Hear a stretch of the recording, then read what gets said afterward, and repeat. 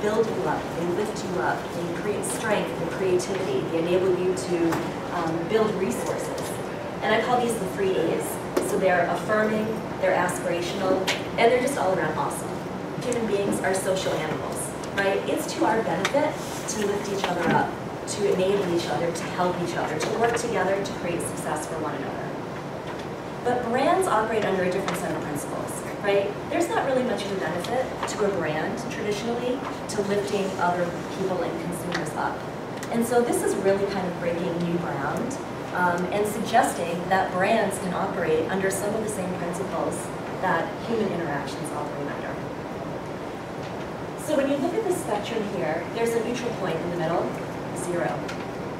Some people would say, and I actually believe, that there's no such thing as a neutral interaction. Every interaction with a person or a brand is either positive or negative. It either is going to deplete life and knock you down, or it's going to affirm life and build you up.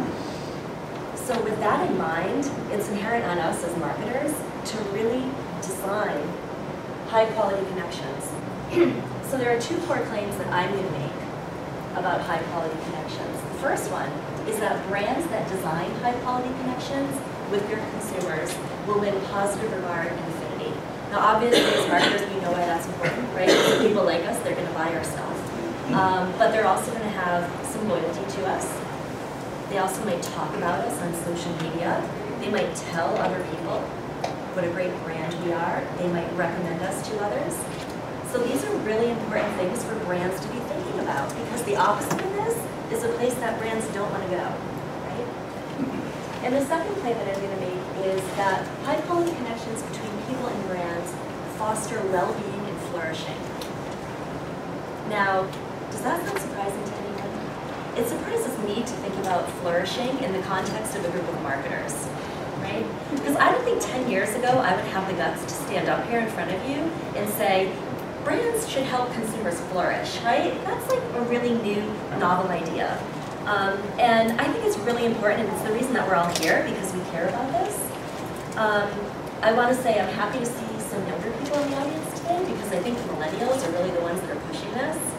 Because as a Gen Xer, closer to the boomer side than the millennial side, I would say this feels new and a little bold to me. But it's happening. So the millennials are pushing it.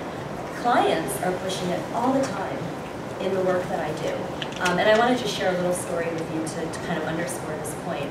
So I was working with a big national retail chain a couple of weeks ago, and this retail chain is opening a new branch of stores, so a new concept store.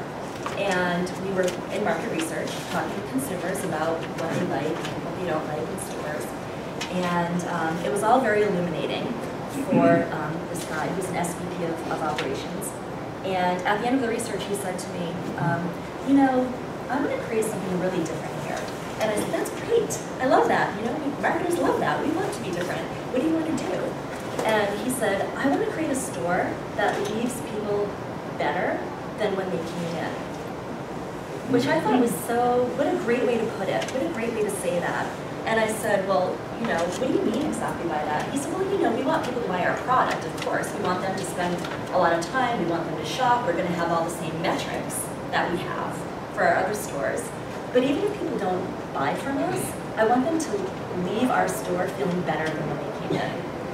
That's flourishing. And I think it's important to note that marketers are thinking about flourishing.